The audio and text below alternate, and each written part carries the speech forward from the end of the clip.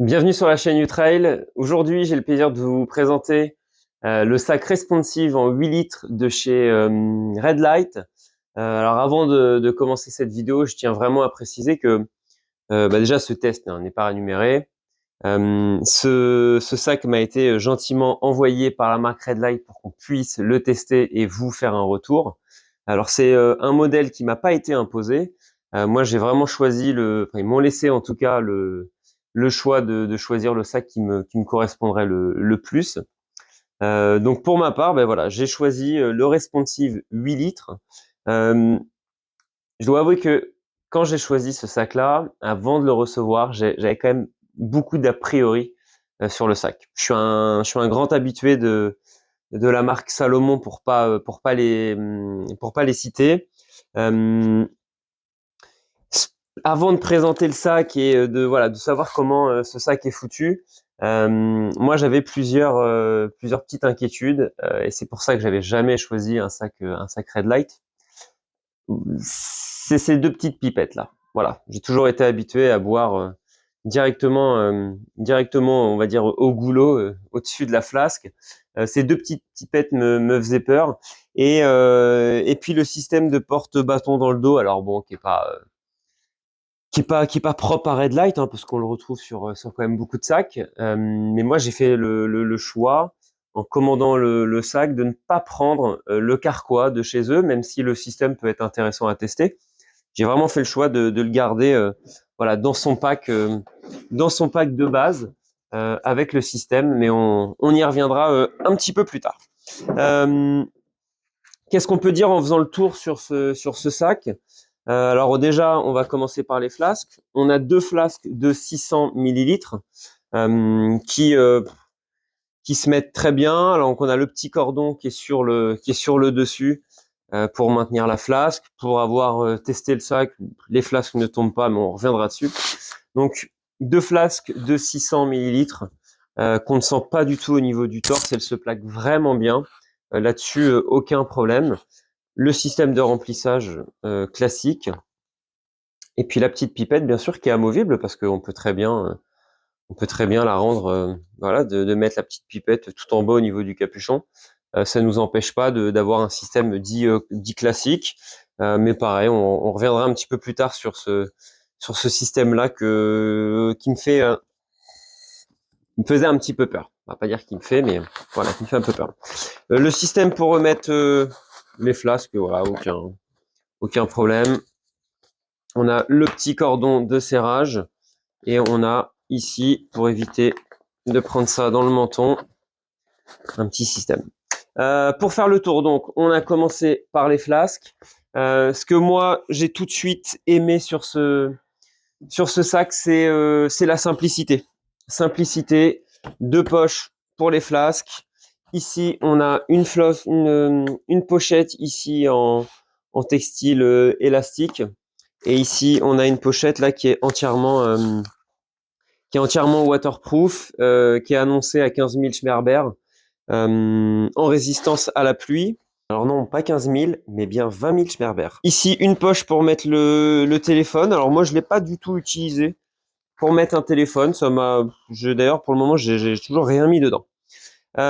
En restant sur ces deux grandes pochettes hein, qui sont ici, la chose qui m'a plu immédiatement, c'est juste qu'on peut en mettre, c'est n'importe quoi. Voilà. 3 gels.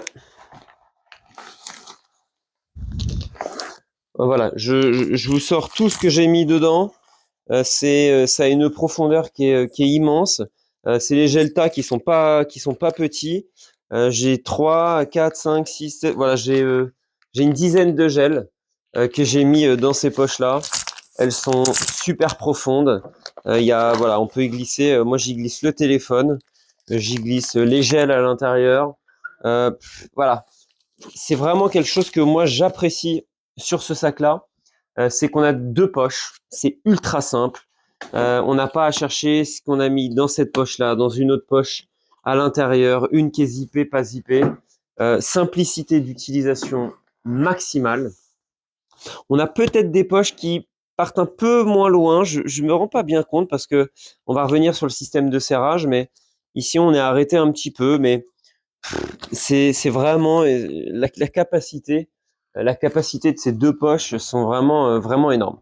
Donc les deux poches qui sont devant, une qui est waterproof pour mettre le téléphone.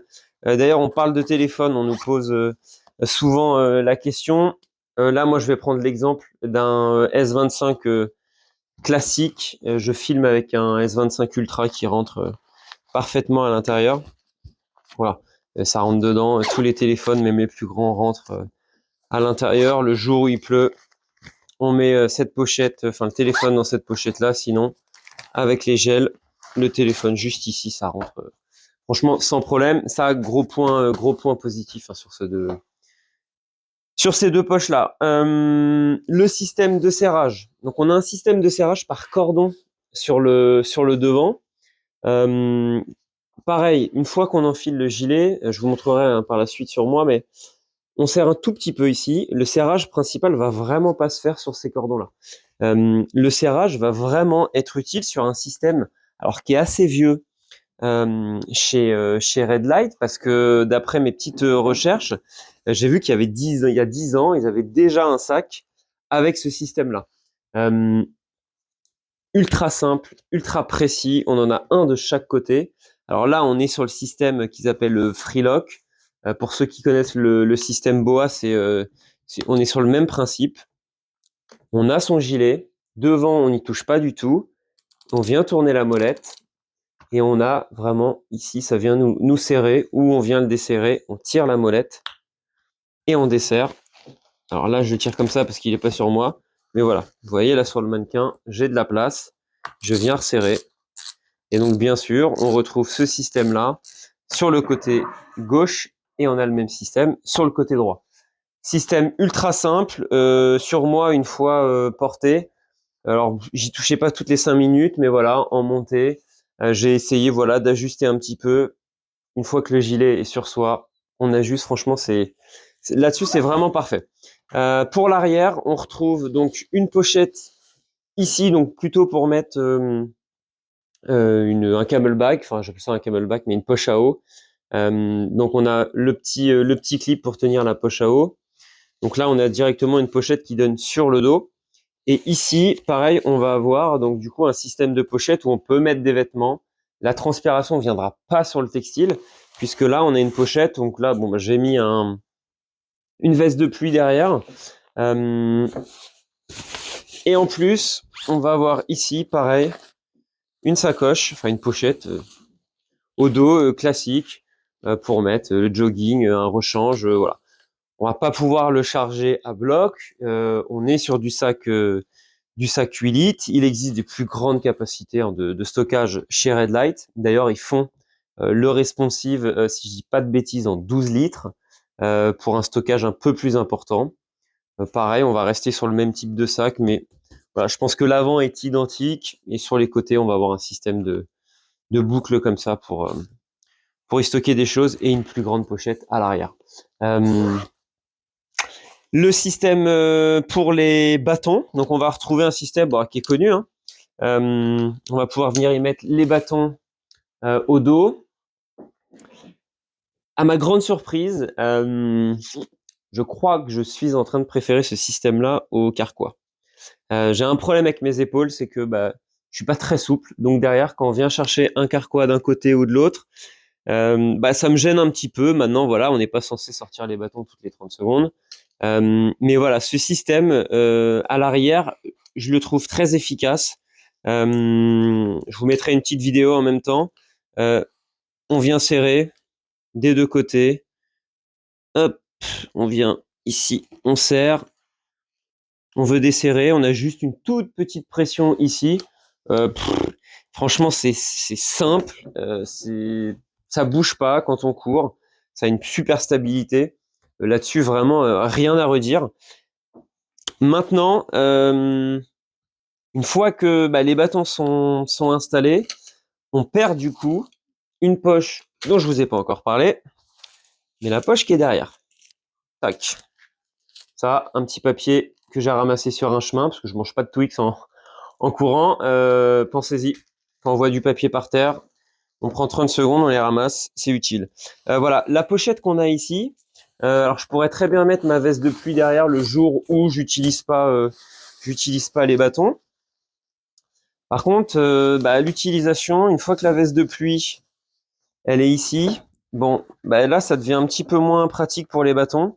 Ça devient un petit peu plus serré. Je pense que c'est pas les deux en même temps sont pas faits ensemble. Alors après, j'ai la veste de pluie qui est comme ça, qui est bien rangée. On est en train de courir, on va pas s'embêter à bien la ranger. Je pense que si on la passe, comme ça devrait sûrement passer. Ouais, à tester en courant vraiment. Voilà, je pense que là, ça représente quand même un petit peu moins d'épaisseur et là, du coup, les bâtons vont passer. C'est pareil. J'ai quand même couru quelques kilomètres avec le sac.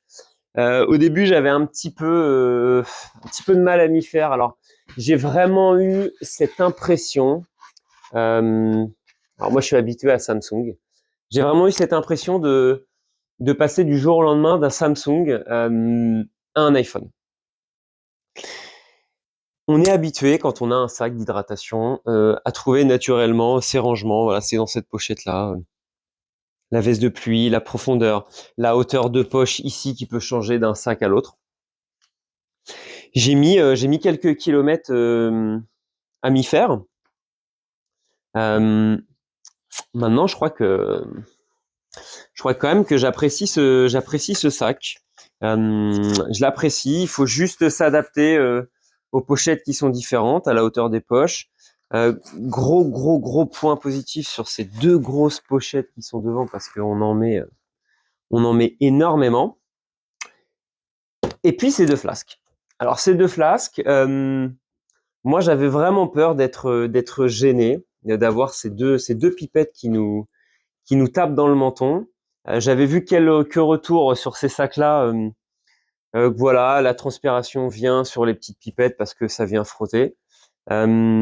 Alors je tiens à préciser, je l'ai dit tout à l'heure, si jamais, voilà, parce qu'on a tous des morphologies un petit peu différentes. Si ici on est gêné, alors on n'est pas obligé de garder cette partie-là parce que cette petite membrane qui vient se mettre sur la pipette, elle sert à quoi? Elle sert surtout parce que si on a du liquide qui reste dans le tuyau, qui chauffe pas, et voilà, cette membrane est un petit isolant. Si on veut la pipette un petit peu plus haute, il suffit de tirer dessus. On va se retrouver avec une pipette qui est un peu plus haute, et si on la veut un petit peu plus basse, il suffit, voilà, de la descendre, hop, avec la membrane ici, et on se retrouve avec une pipette qui est un petit peu plus basse. Ça, c'est juste du réglage personnel par rapport à chaque personne, rien de bien compliqué. Donc ces petites pipettes, effectivement, moi j'avais un peu peur à l'utilisation. C'est quand même bien cool. C'est quand même bien cool parce que on est toujours en train de se contorsionner avec nos pipettes qui sont un peu basses. On vient comme ça, là, on a un peu mal au cou. Alors quand on est à l'arrêt, voilà, il y a aucun problème. Quand on est un peu dans le dur, dans une montée, dans une descente, qu'on a soif, ces pipettes, elles tombent naturellement à hauteur de bouche. On tourne la tête à droite, à gauche, on tire dessus. Petit point négatif que moi j'y trouve, alors c'est peut-être une question d'habitude, peut-être que je l'amordis pas assez fort, mais ça me paraît physiquement logique. On a une pipette, on n'est pas en direct dans la flasque, on a un petit peu moins de débit que si on n'avait pas ce petit tuyau. C'est juste de la logique, on est obligé de tirer un petit peu plus. Voilà, faut prendre un peu plus son temps pour boire. Voilà, je pense que c'est pareil, c'est une question d'habitude. Mais gros point positif sur ces petites pipettes. Là, c'est rajout, je sais pas comment on appelle ça, mais voilà, on va appeler ça des pailles. C'est deux petites pailles. Alors, c'est pas propre à Red Light, hein, parce que on l'a déjà vu sur d'autres marques. Maintenant, Red Light, c'est quand même surtout leur sac d'office. Voilà, on n'est pas obligé de racheter. C'est pas un accessoire. C'est vendu d'office avec chaque pack. Pour faire un petit résumé sur ce sac. Alors moi, c'est un sac que j'ai porté à l'entraînement sur des sorties à partir de 15 km. Un trail donc j'ai fait une course de 27 km avec et je pense le porter pour le trail des Rois Maudits qui aura lieu en septembre. Donc là, je fais le 50 km pour à peu près 2000 de dénivelé. C'est un sac que je vais utiliser parce qu'il il est simple d'utilisation. Alors, est-ce qu'il y a des sacs qui sont compliqués d'utilisation? Si je dis simple, je pense pas. Moi, je trouve qu'on se prend pas la tête. Deux poches devant, une poche derrière pour la veste de pluie, pour un trail de 50 km ou un petit peu plus, un petit peu moins. Je pense pas qu'on ait besoin de bien plus. Si voilà, on n'a pas de ravito, qu'on a un peu peur et que on veut pas trop se charger devant, même si vous voyez là, je rentre une quinzaine de gels, tout simplement sans que ce soit gavé dedans quoi. Il y a encore de la place, c'est ça qui est surprenant. On peut toujours mettre ici une petite sacoche avec des gels en plus qu'on va transvaser devant quand on en a besoin. Alors bien sûr sur un ultra 8 litres, ça paraît peut-être un petit peu juste si on a besoin d'un kit grand froid, si on a besoin de mettre un change, voilà. Ça peut être un petit peu juste. Je pense pas que ce sac soit fait pour faire de l'ultra. Ce sac est fait pour, je pense, des distances de 0 à peut-être 100 km. Alors 100 km, certains disent qu'on est déjà sur un ultra. Bon voilà, je laisse l'appréciation à chacun. On va dire que vraiment sa cible c'est 0, 60, 70 bornes.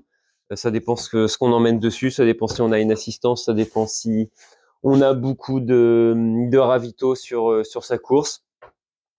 Sac que je vais utiliser, Red Light après le test me donne le choix voilà de le renvoyer si c'est un produit que je n'aime pas parce que voilà je suis obligé de ne rien dire, hein. Je suis pas obligé justement d'en dire que du bien. Donc c'est un sac que je vais garder avec grand plaisir, qui va remplacer mon sac Salomon 12 litres, uniquement parce que j'aime bien le système du porte-bâton qu'on a plus sur le 12 litres de chez Salomon. Et puis ce système de flasque, gros point positif, on part quand même avec 1 litre de boisson sur soi au lieu d'1 litre sur les autres gilets. Ça c'est un gros point positif. Et puis ces petites pailles qui me plaisent vraiment. Et le dernier point de pourquoi je vais choisir moi de faire mon année avec ce sac, c'est le système de serrage. Voilà, gros point positif sur ce système de serrage, système BOA qui est vraiment parfait. Alors je dis BOA, je dois pas dire BOA, c'est la marque, c'est noté dessus, c'est Freelock. On est habitué à dire BOA parce que c'est le système le plus connu qu'on retrouve sur des chaussures, qu'on retrouve sur des bottes de snow, de chaussures de ski aussi, je crois. Gros point positif de l'avoir mis sur un sac de trail. Franchement, il n'y a pas aucun doute. Peut-être que j'oublie de dire des choses. N'hésitez pas à nous le rappeler, soit dans les commentaires Facebook, YouTube. N'hésitez pas. Si j'ai un retour à vous faire, il y a des questions, j'y répondrai avec grand plaisir. Je vous mets quelques images en détail. Je vais en incruster dans la vidéo. Je vais en mettre un petit peu après. Voilà. N'hésitez surtout pas. Vous voyez là en le manipulant, j'oublie de dire que on a devant ici un système. Alors qui logiquement est fait pour les bâtons aussi. On peut très bien mettre ces bâtons hop sur le devant. Hop, voilà. Mais c'est ultra simple. Voilà. 2 pochettes, un système devant, un système derrière, une pochette. Il n'y a pas ça fait pas de chichi. On retrouve un système là, j'en ai pas parlé, mais c'est pareil, c'est du classique. Je crois qu'aujourd'hui il n'y a pas un sac de trail où il n'y a pas. On a le sifflet bien sûr. Ouais, c'est très logique. Responsive 8 litres de chez Red Light, 250 grammes. Si je ne dis pas de bêtises, en ce moment, ce sac est annoncé aux alentours des 120 € avec une promotion. C'est une nouveauté de 2026. N'hésitez pas à aller voir sur leur site. Si jamais il y a des questions, ça se passe dans les commentaires. J'y répondrai avec grand plaisir. Et puis, bientôt sur le travail pour de prochains tests. Salut!